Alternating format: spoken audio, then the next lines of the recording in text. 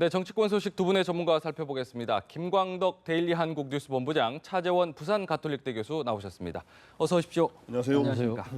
먼저 새누리당 개파 싸움이 점입 가경인 것 같습니다. 이 소식 성유미 앵커의 설명을 듣고 이야기 나눠보겠습니다.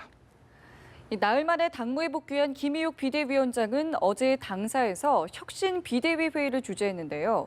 단결과 양보가 필요하다며 권성동 사무총장의 사퇴를 압박했습니다. 먼저 김희욱 비대위원장의 목소리 들어보시죠. 땅을 더 굳게 하기 위해서는 말려줄 햇볕이 필요합니다. 지금 새누리당에 필요한 햇볕은 바로 우리 내부의 단결과 존중과 양보와 배려입니다. 친박계는 김 위원장에게 힘을 실었는데요. 친박계 소장파 의원 30여 명은 의원회관에서 회동을 갖고 권 사무총장 사퇴를 요구했습니다. 권성동 의원은 이번 사태로 무너진 당 기강을 새로잡고 책임을 지는 차원에서 사무총장과 비상대책위원직을 즉각 물러날 것을 요구합니다. 반면 권 사무총장 본인은 물론이고 비박계도 강력히 반발했습니다. 권 사무총장은 김희욱 위원장을 찾아가서 사퇴 거부 의사를 밝히기도 했는데요. 명분이 있어야 그만두는 정치는 명분으로 하는 것인데 이번 결정은 제가 보기에 합리적 이유나 명분이 없어 보입니다. 김영우, 이해운 등 비박계 의원들도 사무총장 경질은 민주적인 절차에 어긋나고 특정 계파 입장을 대변하는 것이라며 반대 입장을 분명히 했습니다. 김희욱 위원장의 당무 복귀로 일단락되는 듯했던 새누리당의 내홍이 권성동 사무총장 경질 논란으로 현재 진행형으로 되돌아갔습니다. 네, 자세히 이야기 나눠보겠습니다. 어제 김희욱 비대위원장이 비온 뒤에 땅이 굳어진다 이런 말을 하면서 좀 뭔가 수습을 좀 하려고 했는데 네. 분위기가 그런 것 같지가 않아요. 지금 뭐 복당 문제, 유승민 의원의 복당 문제가 이제 권성동 사무총장의 경질 문제로 포장만 바뀌어서 계속 개파 갈등이 이어지는 것 같은데요, 보니까. 그렇죠. 어제 아까 방금 그림에도 나왔습니다만 지금 김희욱 비대위원장이 지금 비온 뒤에 땅이 굳어지려고 하면 햇빛이 필요한데 그 햇빛이 단결, 존중, 배려라고 했지만 예. 지금 권성동 사무총장의 경질을 둘러싸고 정반대의 양상이 빚어지고 있는 거거든요. 네. 뭐 점입 가경을 넘어서 제가 봤을 때 이거 설상가상이 아닌가 생각인데 네. 저는 뭐 일단 이 권성동 사무총장의 경질권이 이제 불거진 이유는 첫 번째는 뭐 일단 김희욱 비대위원장이 지난번에 당무를 사실상 거부하고 지난번 그러니까 유승민 의원의 복당 그 결정에 대해서 네. 반대를 하면서 본인이 직거를 했는데 돌아올 명분을 네. 나름대로 그러니까 직거를 하면서 지금 찾다가 지금 사실 정진석 원내대표의 사과는 받아들였지만 그렇죠. 그렇다고 지금 돌아오기에는 조금 좀 본인 스스로가 조금 좀 명분이 좀 부족했던 거 아니냐. 그렇죠. 뭔가 지금 그러니까 예를 들면 어떻게 보면 무사가 칼을 뺐는데 한번 휘둘러 보지도 못하고 칼집에 넣어야 되는 상황. 예. 그래서 뭔가 무라도 한번 잘라보자. 네. 뭐 그런 식으로 해서 지금 그 권성동 사무총장이 일종의 정치적 희생양이 되는 측면이 분명히 있고요. 예. 또 한 측면은 뭐냐면 권성동 사무총장이 사실은 이 지금 처음에 그 김희욱 비대위 체제에서 네. 사무총장으로 될 때부터 친박계에서는 상당히 좀 제동을 거는 분위기였습니다. 그렇죠. 왜냐하면 지난번 총선 과정에서 권성동 사무총장이 전략기획본부장인가를 맡아서 네. 일종의 총선 참패에 대한 책임을 져야 될 사람이 네. 다시 또 당의 중책을 맡는다. 거기다가 또 비대위원장까지 지금 더 나아가서는 지금 새누리당이 국회의장을 양보하면서 확보했던 법사위원장까지 됐습니다. 그렇죠. 그러니까 지금 친박계 입장에서 보면 권성동 사무총장 껌도 먹고 알도 먹은 네. 이런 대표적인 케이스거든요. 예. 이건 불합리하다고 생각할 수 있는 거죠. 네. 저는 그거보다 더 중요한 이유는 권성동 사무총장이 지금 맡고 있는 지위가 사무총장이라는 그렇죠. 거죠. 사무총장이 앞으로 다가올 전당대회에서 상당한 역할을 할 수밖에 없는 위치에 있기 때문에 이런 모든 것들이 복합적으로 작용해서 권성동 사무총장이 타깃이 되고 있는 것이 아닌가 그런 생각입니다. 그러니까요. 이런 복잡한 사정이 있었어요. 보니까는 사실 뭐 앞서 말씀하신 대로 모양 빠지게 생겼으니까 어쨌든 뭐라도 하나 무라도 베야 되겠다. 권성동 사무총장이라도 물러나라. 계속 주장을 하고 있는데 예, 어떻든 당의 이제 그 개파 간의 갈등이 예. 내용이 격화돼 가지고 지금 이런 상황, 지금 엉거주춤한 상황. 예. 그리고 그 아노미 상태라고 볼 수 있죠. 이런 네. 거는 지금 이도저도 아닌 상황인데. 네. 그리고 이걸 갖고 이제 뭐 봉숭아학당이냐? 네. 뭐 심지어 뭐 하여튼 이런 상황이 여기까지 나오는데 정치권이 자꾸 개그의 비유가 돼요. 예, 네. 그래서 제가 보기에 이런 상황이 정당에서 가장 안 좋은 상황 같아요. 예. 이러지도 저러지도 못하는 게 왜냐하면 이런 게 있어요. 리더십의 의사결정에 있어서 네. 좋은 결정이든 나쁜 결정이든 하지 못하고 결정을 미루고 있는 상태. 예. 아무런 결정도 못하는 상태가 최악의 리더십이라 그러거든요. 네. 이 당내 지금 상황도 그런 상황이고. 네. 그래서 이런 거는 왜 발생했느냐 할 때 일단 김의옥 비대위원장이 명분을 제대로 제시 못했어요. 네. 명분이 없이 추진하고 있다는 게 하나 있고 예. 또 이런 걸 또 추진하더라도 좀 정치력을 발휘해야 되는데 굉장히 정치적 미숙함 네. 이런 걸 보이는 상황이고 김의옥 비대위원장이 이런 데다가 또 친박이 또 집단으로 모여서 또 물러나라고 하고 또 이제 또 권성동 총장도 당사자도 아까 여러 혜택도 본 입장인데 또 권성동 사무총장이 나는 꼭 그 대표를 사실 보좌하는 역할도 하거든. 당 예, 살림을 맡으면서. 그렇죠. 그런데 내가 꼭두각시냐 나는 못 물러나겠다.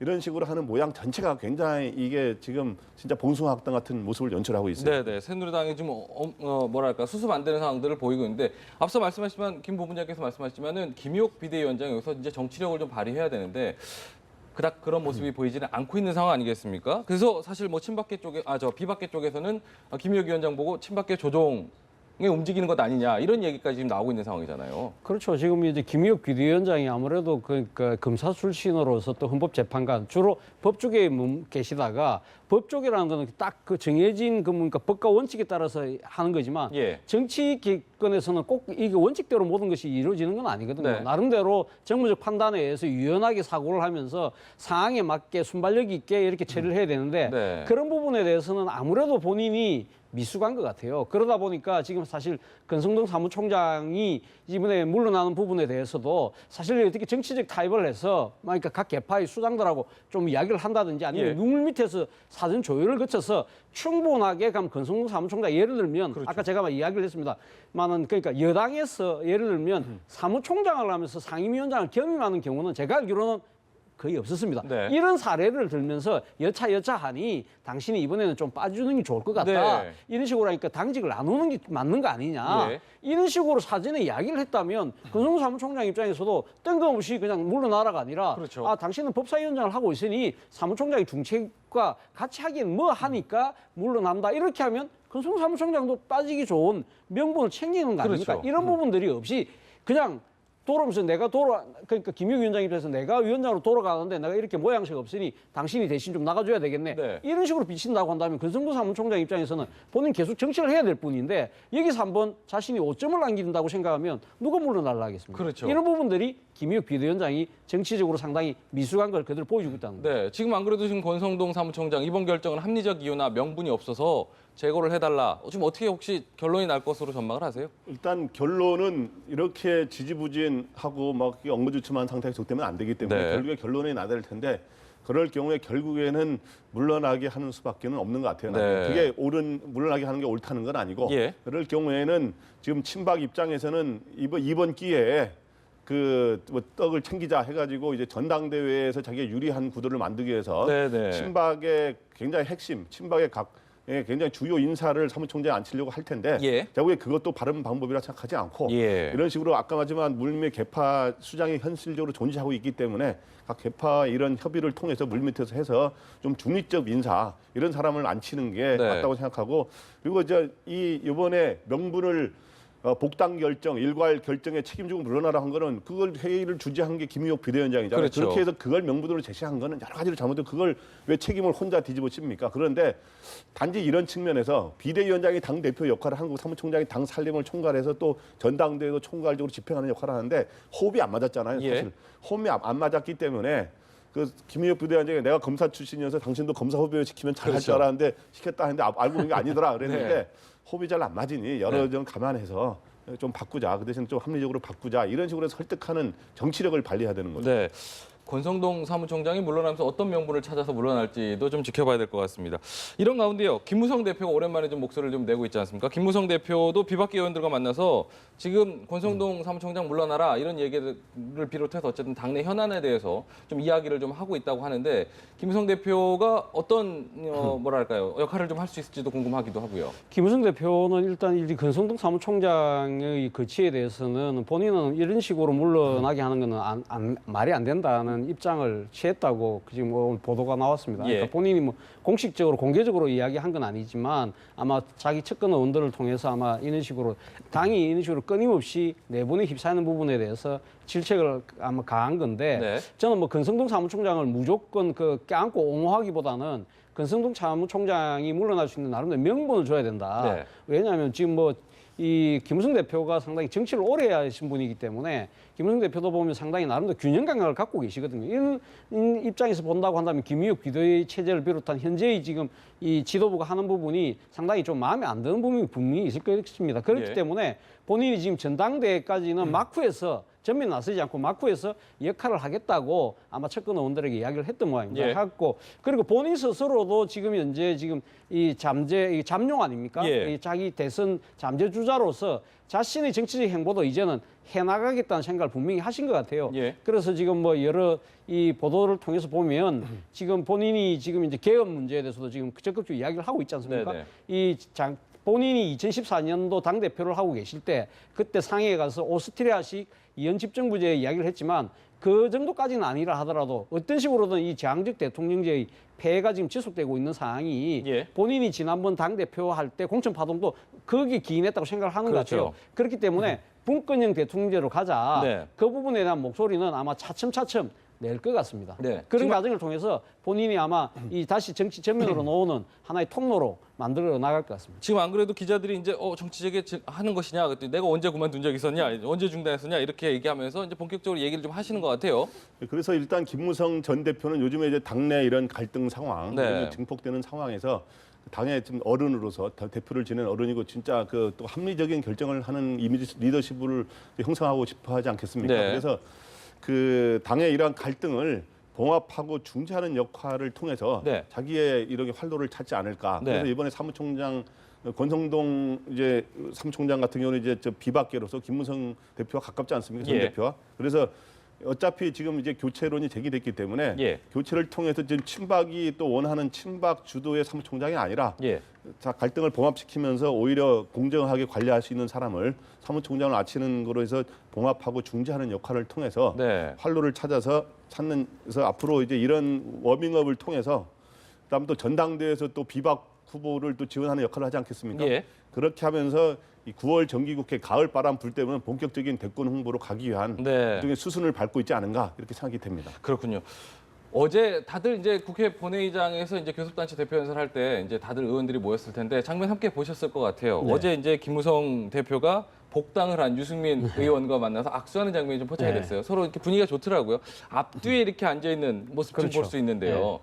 어제 무슨 얘기를 좀 나눴을까 싶기도 궁금하기도 하고요. 뭐 구체적인 이야기를 나눴겠습니까? 그냥 네. 단순하게 앉아 본인 앞좌석에 앉았으니까 그리고 복당하고 나서 처음으로 앉아 그렇죠. 지금 이제 새누리당 의원석으로 왔으니까 아마 이렇게 아마 인사 정도를 한 거로 보입니다만 그런데 두 분이 작년 초에 한 분은 당대표 한 분은 원내대표로서 그렇죠. 소위 말하는 KY 체제를 이루고 있지 않습니까? 그때 나온 이야기가 이제 이 청와대 뭐 행정관이 이야기했다는 이야기로 그 흘러나왔습니다만 KY 체제를 곧 우리가 붕괴시키겠다, 무시하겠다는 식으로 이야기가 나와서 그때 소위 말하는 이 KY 체제 공동 운명체가 아니냐고 했지만 네. 그 지난번 국회법 파동 때문에 지난 6월 달에 이 Y로 지칭되는 유승민 원내대표는 물러났지만 네. 그러나 K로 지칭되는 김무성 대표는 그래도 거의 임기를 마친 셈이잖아요. 그렇죠. 그러나 이 총선 결과에서 총선 공천을 앞두고 또 그 파동 그리고 총선 결과가 참패를 하면서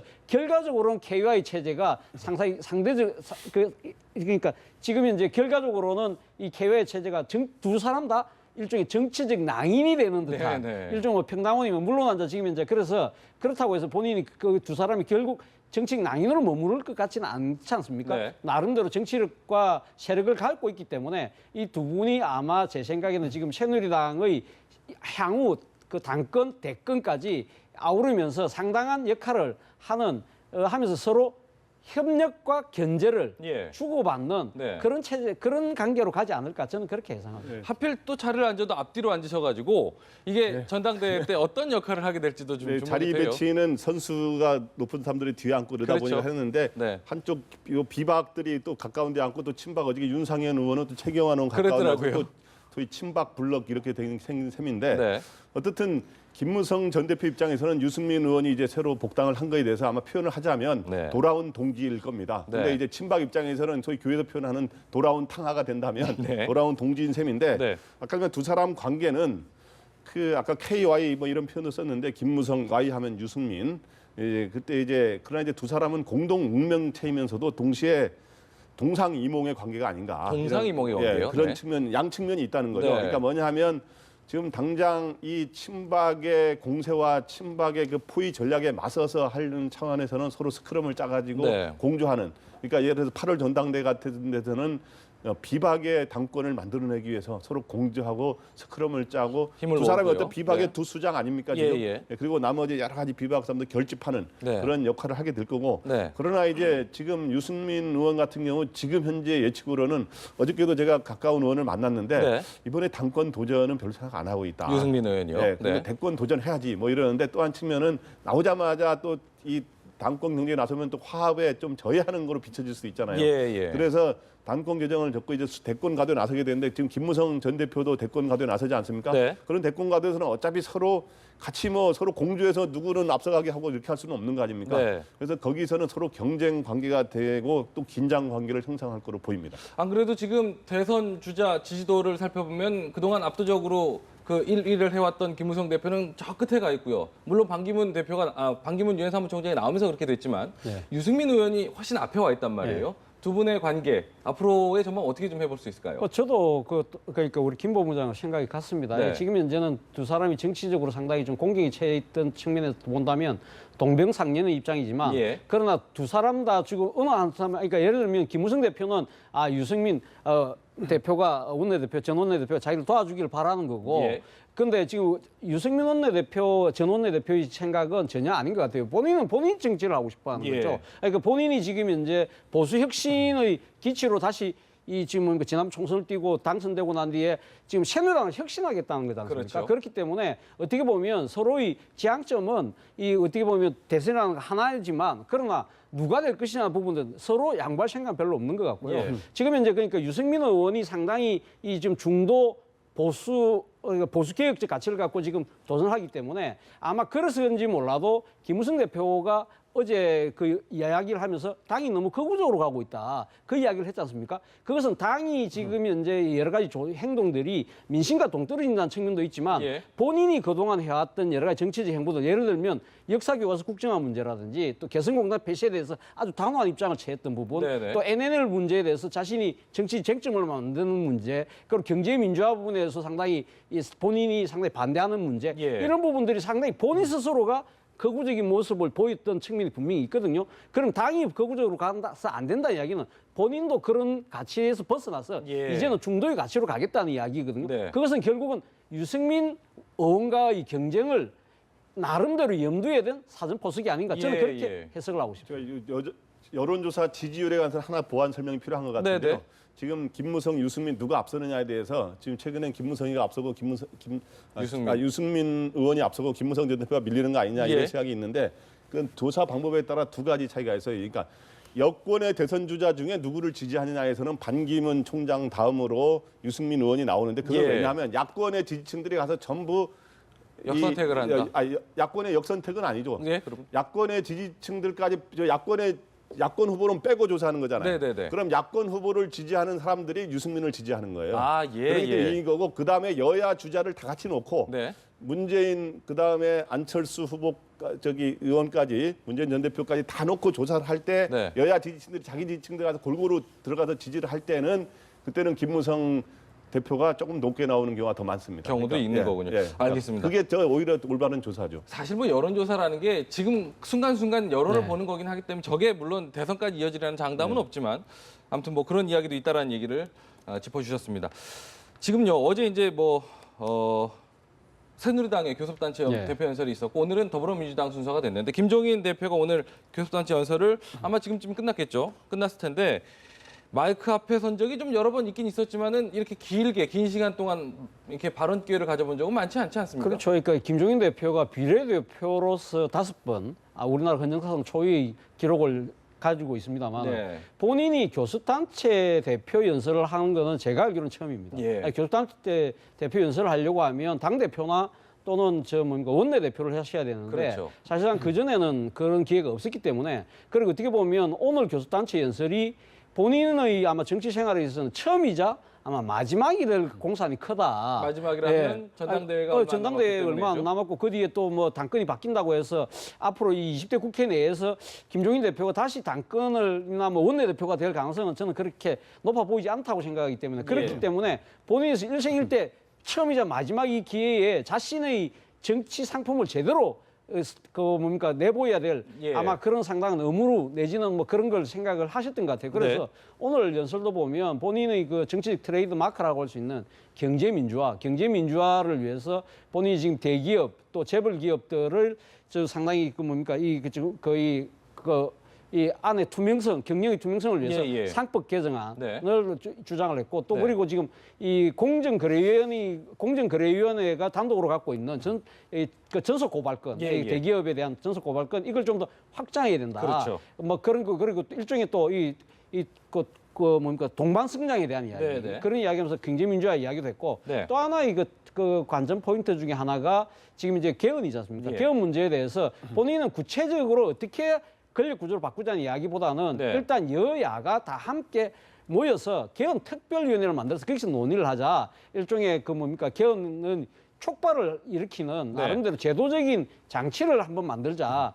그런 부분에 대해서 이야기를 하신 거 보면 나름대로 뭐 본인이 하고 싶은 이야기는 다 하신 것 같아요. 네, 네. 예. 알겠습니다. 근데요, 이 가운데서 지금 뭐 불평등 해소의 한 가지 방법으로 기본소득 논의가 세계적으로 시작됐다 이런 부분을 강조를 했거든요. 기본소득 제가 알기로는 얼마 전에 스위스에서 그 국민투표해가지고 300만 원 주자 이 내용을 올렸다가 부결된 방안이거든요. 이 네. 방안을 지금 불평등 해소 방안으로 하나를 제시한 부분은 어떤 의미가 있을까요?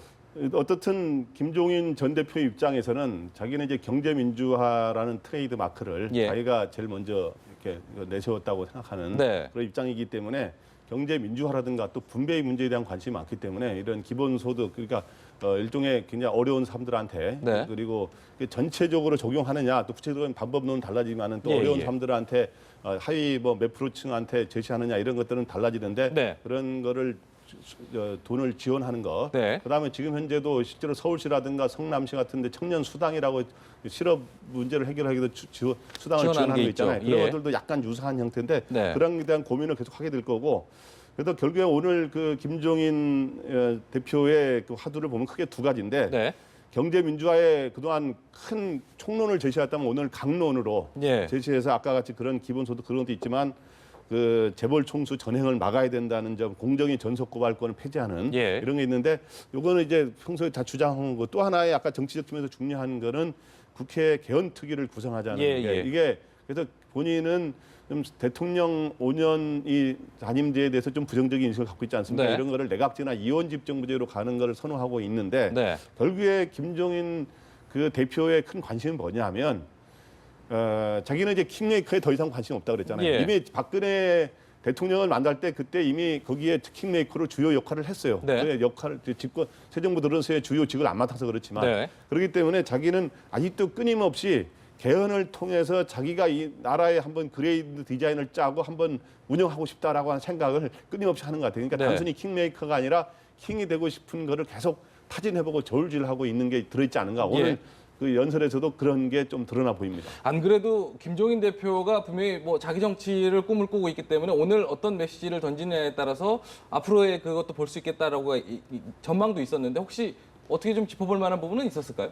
본인이 지금 이제 뭐 킹메이커 노릇을 하면서 나름대로 뭐 향후 당권이나 대권 부분에 대해서는 오늘 뭐 구체적으로 이야기를 안 하신 걸로 제가 알고 있습니다. 네. 안 하신 걸 알고 있고 본인 입장에서는 일단 지금 이제 전 국민을 상대로 한 또 여야 모든 의원들이 지금 있고 그리고 또 국무위원들이 참석한 상황에서 아마 그런 개인적인 정치적인 이야기를 하시기에는 조금 그렇죠. 뭐 하지 않았나 싶어서 네. 그런 부분도 자제했지만 네. 그럼에도 불구하고 지금 김종인 대표가 지금 이제 단상에 썼다는 그 자체 그 의미만으로도 더불어민주당에게 던지는 바는 뭐 정치적 함의는 충분히 있다 그렇게 봅니다. 그렇군요. 알겠습니다.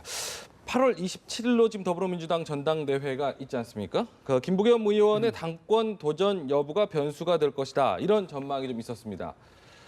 당권을 접고 대권을 바라본다는 관측이 나오는데 어떻게 좀 전망을 하세요? 네, 그래서 김부겸 그 이제 의원이 TK에서 그러니까 대구에 소위 새누리당의 심장부에서 당선돼서 바람을 일으켰기 때문에 예. 앞으로 어떤 길로 가느냐 이게 굉장히 관심이었는데 네. 최근에 그 분위기로는 일단 당권 도전을 하지 않은 쪽으로 가는 게 아니냐 하는 네. 시각들이 많이 나오는데 예. 불과 그 얼마 전까지만 해도 한 열흘 전까지만 해도 당권에 도전할 가능성도 꽤 있다라는 얘기가 나왔었어요. 예. 왜 이런 얘기가 나왔냐 하면 네. 지금 문재인 전 대표 입장에서는 자기가 이 당의 확고한 유력한 대선 후보라 생각하는 거 아닙니까? 예. 그래서 친문 계열, 문재인 전 대표 계열에서는 그럴 경우에 김부겸 의원과 경쟁하기보다는 예. 세대 교체 바람이 불 수 있는 김부겸 의원 경쟁하다 보면 김부겸 의원을 당권을 맡게 해서 서로 보완하면서 이 당을 두 수레바퀴로 끌고 가면 굉장히 예. 집권에 유리하지 않겠냐 해서 친문 일부에서 네. 김부겸 의원을 당대표를 맡기는 게 어떻게 하냐는 의견이 좀 일부 나왔었어요. 네. 그래서 그러한 의견을 받아들여서 당권을 혹시 도전하는 거 아니냐는 게 나왔는데 최근의 흐름을 보면 당권을 도전하지 않는 쪽으로 가는 것 같고 결국에는 그러다 보면 대권 트랙으로 가는 셈이 되는데 예. 거기에는 그 여러 요인이 있겠습니다. 어느 게 바람직하냐라는 판단도 있겠습니다만 친문 쪽과의 과연 그런 것들이 조율이 네. 물밑 조율이 잘 이루어지지 않는 거 아니냐 하는 생각도 합니다. 8월 27일 더불어민주당의 전당대회 한번 중간 정리와 함께 전망을 해주시죠. 지금 뭐 그 김부겸 의원이 지금 이제 당권보다는 대권으로 돌아섰다고 한다면 네. 저는 아마 이 판단에 상당히 그 뭡니까 이 근거 중에는 아마 같이 지금 현재 그때 통합행동 모임이라고 해서 당내에 이 중도 세력의 이 그 뭡니까 이 모임체가 있지 않습니까 중진 의원들 예. 중에 그 중에서 핵심적인 역할을 했던 의원들 그러니까 동료 의원들 중에 송영길 또 지금 박영선 의원 이런 분들이 지금 당권에 도전하고 있거든요. 그렇죠. 그렇기 때문에 그런 분들과 어떤 식으로도 가면 지금 사전에 가면 그 뭡니까 이 후보를 조정을 하든지 예. 아니면 단일을 하든지 뭐 이 같이 경쟁하기 좀 상당히 좀 애매한 상황이라는 거죠. 그런 상황에서 본인이 지금 이제 거기 뛰어들 경우에는 이때까지 같은 정치적인 그 행보를 맞춰왔던 이 일종 정치 동지들 간에 일종의 이전투가 될 수 있다는 생각도 한 것 같고요. 네. 그것도 하나의 분명한 것도 있지만 그거보다는 더 큰 거는 본인이 지금 이제 아까 우리 김 부부장 말씀하셨듯이 지금 다른 지역도 아니고 대구라는 지역에서 진짜 이 지역의 구도의 벽을 깼는데 이 여세를 몰아서 아마 지금 당내에 그 지금 이제 대선급 가도에도 상당한 긴장과 파장을 불러일으키는 것이 당의 정권 재창출에 도움이 되지 않을까 예. 그런 생각도 하지 않았을까. 거기서 더 나아간다면 여차하면 내가 대권까지도 도전할 수 있는 그런 상황도 될 거다는 그런 나름대로 정치적 상상력도 분명히 작용하고 있다. 저는 그렇게 봅니다. 네, 알겠습니다. 더불어민주당 상황까지 살펴봤고요. 국민의당 상황을 좀 살펴볼까 합니다. 국민의당은요, 선거 홍보비 리베이트 의혹이 매일 하나씩 추가적으로 나오고 있습니다. 이 소식 성임 앵커의 설명 듣고 이야기 나눠보겠습니다. 네, 안철수 대표 한층 단호해진 어조로 엄정 조치 원칙을 재확인했습니다. 만에 하나라도 문제가 있을 시에는 지위 고하를 막론하고 어떠한 고려도 없이 당원 당규에 따라 엄정하고 단호하게 조치를 취하겠습니다. 네, 열흘 만에 공식 입장을 밝힌 건 당이 처한 곤혹스러운 상황과도 무관치 않다는 해석이 나오는데요. 야당 탄압을 주장하며 가동한 자체 진상조사단이 셀프 면죄부에 그쳤다는 역풍을 맞은 데다가 김수민, 박선숙 의원의 검찰 소환 조사까지 임박한 상황이고 또 여기에 부정적인 여론이 확산하자 기소가 이뤄지면 곧바로 당원권을 정지하겠다는 원칙을 재확인한 겁니다. 그거를 보고 또 검찰에서 기소를 하면은 당원권 정지가 되는 거죠. 이 당내 일각에서는 지금이라도 제명이나 출당, 탈당 압박처럼 보다 강경한 대응을 선제적으로 요구하는 목소리도 나오고 있습니다. 이 공천 정국이 아닌 상황에선 당원권 정지의 실효성이 제한적인 데다가 의원직도 유지되는 만큼 부정적 여론을 다독이기에는 미흡하다는 겁니다. 이렇게 위기 관리에 허점을 드러낸 만큼 지도부에 대한 불만 기류도 읽히고 있는 상황인데요. 정치적 결단을 요구하는 당내 목소리가 커지는 가운데 이미 국민의당의 운명은 검찰 수사에 맡겨진 모양새입니다. 네, 국민의당 안철수 대표가 어제죠. 두 번째로 네. 이제 좀 사과 입장을 좀 밝히는데 이게 계속 의혹이 하나씩 계속 나오고 있어서 수습이 좀 안 되는 분위기예요.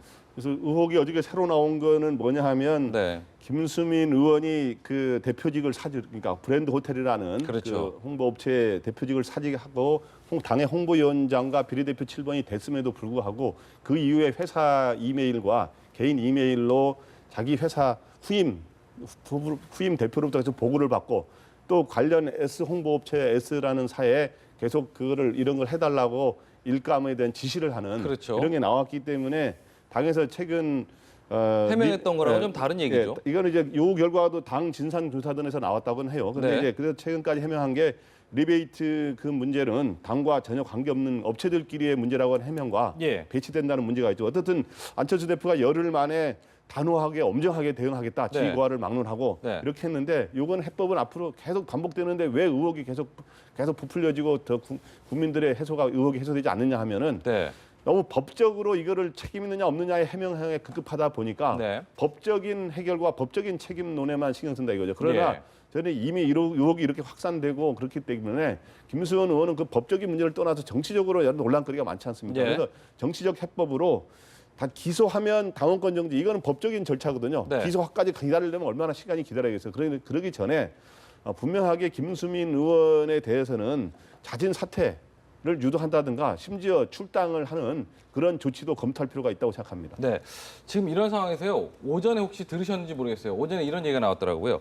지금 그 국회의원회관에서 워크숍, 당 정책 역량 워크숍 오전마다 지금 국민의당 계속 하고 있지 않습니까? 이쪽에서 검경 수사권 분리하자 이런 얘기를 주장을 했다고 해요. 예. 이걸 가지고 여러 가지 해석이 나오고 있거든요. 지금 어제 안철수 대표는 사과를 하긴 했지만 예. 오늘 보면은 이거 일부러 좀 검찰을 좀 압박하는 건 아니냐 이런 얘기도 좀 분위기가 있어요. 저도 방송 들어오기 전에 아까 그 관련 뉴스를 잠시 잠깐 봤습니다. 보셨군요. 잠깐 봤습니다. 예, 예. 잠깐 봤는데 네. 왜 이 시기에 다른 여러 가지 주제들로 많은데 검경 수사권 문제를 이야기를 했을까? 네. 이 소위 말하는 오비락격 오얏나무 밑에서는 각건을 고쳐 쓰지 마라고 그랬는데 네.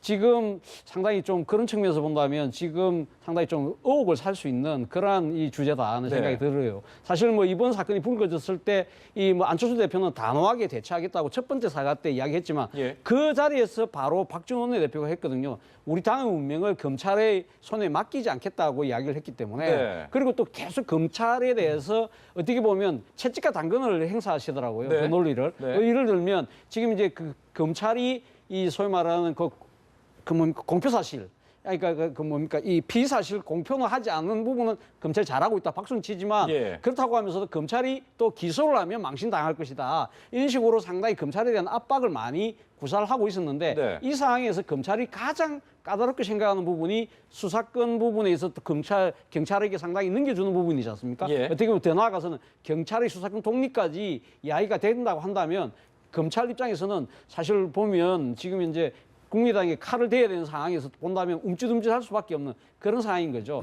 그래서 오늘 뭐 구체적인 제가 논의 진행상은 제가 완벽하게 파악 못했습니다만 예.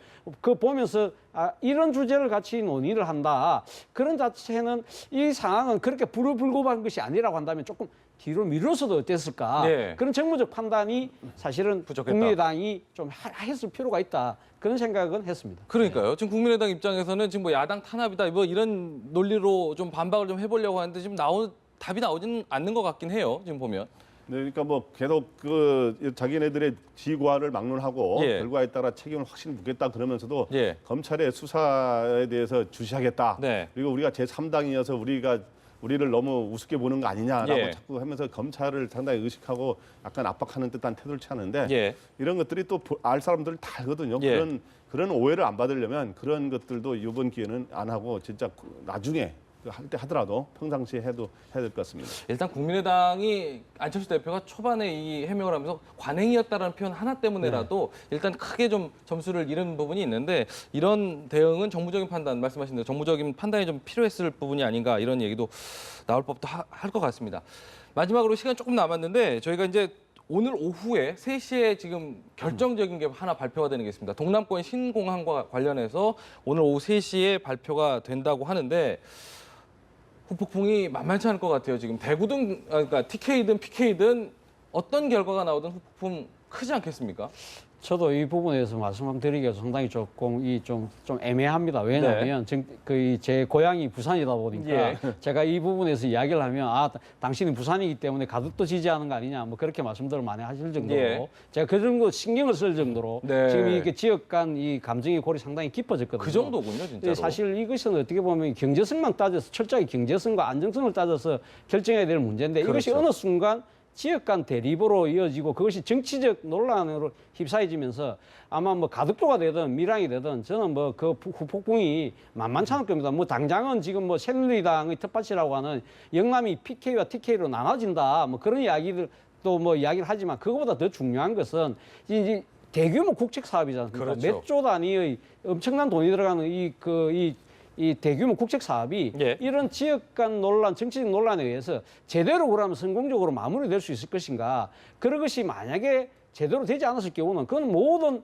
이 국가적인 부담으로 돌아올 수밖에 없기 때문에 네. 상당히 좀 이번 오늘 뭐 결과가 어떻게 발표될지 모르겠습니다만은 이때까지 쭉 진행해왔던 부분에 있어서 저는 상당히 뭐 정부 또 여당, 야당 다 같이 한번 좀 이 과정에 대해서 진지하게 검토를 할 필요는 있다는 생각이 듭니다. 정치권이요 지금 사생 결단에 가군 것 같아요. 지금 양쪽에서 보면. 그러니까 여당뿐만 아니라 지금 야당까지 가세해서 그렇죠. 진짜 완전히 사생 결단의 분위기라고 이제 이거는 당끼리 대결하는 게 아니라 그렇죠. 소위 부산 그러니까 PK라고 하면 경남은 좀 입장이 좀 다르더라고요. 보니까 부산 대 대구 경북 이걸 중심으로 해서 여야 모두 이렇게 일치 단결해서 소위 그거를 신공항을 자기네 지고 따오기 위해서 경쟁하는 양상인데 네. 제가 보기에 특히 그 중에서도 여권이 상당히 분열이 정치적으로 이거로 네, 네. 이번 일을 극심화될 통해서요. 가능성이 있죠. 그러니까 예. 부산, 대구, 경북은 지금 밀양으로 이제 신공항을 유치하자고 주장하고 있고 예. 부산의 의원들은 이제 소위 이제 부산으로 하자고 하고 있기 때문에 네. 이거 어느 쪽으로 결정이 나든 간에 굉장히 서로 분열이 될 수밖에 없는 거고 그럴 경우 내년 대선 전략에도 혹시 차질이 빚어지는 거 아니냐 하는 얘기도 나오는데 네. 심지어 뭐 얼마 전에 부산 쪽에서는 부산으로 못 오면 가덕도로 못 오면 밀란 날 수도 있다 이런 게 나오는데 참 이런 거는 안타까운 얘기죠. 이런 얘기가 나온다는 게. 네. 근데 어느 쪽으로 제가 보기에 결정이 나더라도 서로 지혜롭게 서로 하고 국가를 위해서는 그 지혜롭게 받아들이고 문제제기할 거 하더라도 네. 그런데 뭐 그런 아이디어로 그런 지역에는 또 혐오 시설을 유치해야 된다는 또 주장도 있지 않습니까? 네, 네. 경제적으로 유리한 이런 공항을 유치한다면 네. 그런 식으로 하고 어떻든 오늘 3시에 발표하기로 한 건 당초 예상보다 하루 이틀 빨라졌는데 예. 소문이 아마 무성해가지고 아마 예. 더 이상 미루면은 막 온갖 루머가 나올 거라고 발표하는 것 같아요. 그러니까 제가 얼마 전까지는 어느 지역이 유리하다 그러다가 오늘 아침에 또 정반대에 또 뭐 여기 점수 결과 여기가 높다는 일종의 루머성 얘기가 또 나돌더라고요. 예. 보니까. 그래서 그런 거를 보면 이게 얼마나 서로 민감한가 하는 생각이 듭니다. 대통령의 정권 뭐 이 정도까지 이렇게 파장 네. 있지 않겠습니까? 근데 사실 뭐 그 정도까지 파장까지 계산하면 안 되겠지만 그렇죠. 그러니까 네. 대통령께서 그러니까 대통령 선거 때 공약 사항이었지 않습니까? 예. 뭐 박근혜 대통령뿐만 아니라 그 당시 문재인 후보도 똑같이 동남권 신공항을 지금 공약을 했던 건데 네. 그 앞서 5년 전에 2007년도 대선 때도 이명박 대통령, 정동영 후보 다 이 동남아 신공항을 공약을 했다가 이명박 대통령 때 경제성 논란이니까 이명박 대통령이 상당히 그 숙국 끝에 그걸 없앴지 않습니까? 예. 안 하겠다고 했는데 예. 근데 2012년 대선에 딱 들어가니까 지금 당장 TK, PK 영남표를 잡아야 된다는 그런 그 뭐 여러 가지 논란 때문인지 몰라도 예. 불과 그 정부가 안 하기로 결정하고 나서 2년도 채 지나지 않았는데 1년 약간 지났는데 바로 여야 후보들이 동시에 공약을 했단 말입니다. 네. 할 정도로 상당히 그러면 지역에 상당히 지금 수건 사업일 수밖에 없는 상황인데 그렇다고 하면 이것이 그럼 어느 특정 지역에 갈 경우에 지금 현재 상당한 이 형평성의 논란이 분명히 생길 수밖에 없는데 거기에 대해서 왜 미리 좀 더 이 아까 뭐 혐오 시설을 같이 뭐 보낸다든지 그런 나름대로 균형을 잡는 그러한 선제적 조치들이 없었다는 거죠. 네, 네. 그러니까 정치권도 사실 반감만 하고 있다가 네. 이제 와서 지금 현재 서로 유불리에 대해서 움직이는 그 부분들이 상당히 진짜 저는 우리의 하나의 정치권, 정부의 하나의 고질적인 행태를 반복하고 있는 것이 아닌가 차원에서 상당히 안타깝습니다. 네. 제가 어제 저녁에 이제 정부의 굉장히 고위 관계자를 만나서 대화를 나눈 적이 있는데 그런 얘기 하더라고요. 박근혜 정부는 이번에는 정치적 고려 없이 이번에 딱 나오는 용역 결과 나오는 대로 발표를 한다. 네. 이렇게 하는데 그 아까 이명박 정부에서 그거를 이제 소위 그때 이제 소위 그 발표를 안 하지 않았습니까? 네네. 넘겨버린 거에 대해서 약간 대비되는 듯하게 그런 얘기 하더라고요. 그런데 그 이번에 그러니까 뭐 여권의 정치적 분열 이거에 대해서 굳이 자기네 개의치 않고 한다 이거죠. 네. 근데 이제 일단 당장 논란이 될 수 있는 게 뭐냐면 서병수 부산시장이 만약에 가덕도로 네. 공항이 유치되지 않는다면 네. 시장직을 뭐 사퇴하겠다 그랬는데 예. 어디로 갈지 모르겠습니다. 만약에 미래항으로 가거나 이렇게 할 때 만약에 사퇴하는 일이 벌어질 경우에 그럼 재보선을 해야 되잖아요. 부산시장. 그렇죠. 부산시장 재보선을 하게 되면 아마 이제 가을에 하게 될 텐데 네. 옛날에 중간에 오세훈 서울시장이 물러나가지고 재보선했더니 안철수 지금 대표가 뜨다가 나중에 결국에는 박원순 시장이 됐잖아요. 예. 그래서 야당으로 넘어갔는데 이번도 부산시장이 그래서 자칫 잘못해서 만에 하나 야당으로 갈 수 있는 거 아니냐는 이야기도 여권에서는 우려 사항으로 나오고 있습니다. 네. 끝으로 한 말씀 좀 더 들어볼 수 있을까요? 어떻게 아니 근데 뭐 서병수 시장이 사실은 지난 그 지방선거 때 후보로 나왔을 때 공약 사항 중에 이제 동남권 신공항을 가덕도로 유치하고 그것이 유치하지 못하면 본인이 사퇴하겠다고 그때 힘줘서 강조를 했거든요. 예. 그때 사실 여권 내에서 왜 그걸 공약으로 내거느냐 그에 대한 상당히 불만 섞인 이야기들이 있었습니다. 그럼에도 네. 불구하고 보니까 서병수 시장 입장에서는 상당히 정치적인 명운을 자신의 정치적 명운을 걸고서라도 하겠다는 강력한 의지의 표명이었는데 예. 지금 상황은 그 서병수 시장이 판단하듯이 그렇게 넉넉하지 않은 것 같아요. 네. 그렇기 때문에 본인 입장에서는 지금 강력하게 반발을 하는 거지만 저는 서병수 시장의 개인적인 정치적인 거치도 중요하지만 그것보다 더 중요한 건 아까도 제가 이야기했지만 이 대규모 국책 사업이 이 벌어지는 데 있어서 이것이 끝없이 이 국론 분열의 소재로 이용되고 있는 이런 부분들에 대해서 왜 우리가 좀 더 이 정치권이 성숙한 모습으로 뭔가 이 좀 슬기로운 해법을 찾지 못하느냐 예. 이런 걸 갖다가 왜 시스템을 갖추지 못하는가 이것이 벌써 오래전 10년도 더 된 묵은 현안인데 네. 이 부분에 대해서 아직 해결책을 못 찾고 결국은 이런 식으로 정치적으로 지역적으로 부딪힐 수밖에 없는 상황을 방치하고 만들었느냐. 있는 예. 이 여야정 모두가 저는 공동의 책임자다 그런 생각이 듭니다. 알겠습니다. 오늘 오후 3시라고 하는데요. 어떤 결과가 나올지 좀 한편으로 좀 두렵기도 합니다. 지역 갈등이 좀 크게 번지지 않을까 싶습니다. 지켜봐야 될 것 같고 여기서 이야기 마무리하겠습니다. 김광덕 데일리 한국뉴스본부장, 차재원 부산 가톨릭대 두 분 말씀 여기까지 듣겠습니다. 고맙습니다. 네.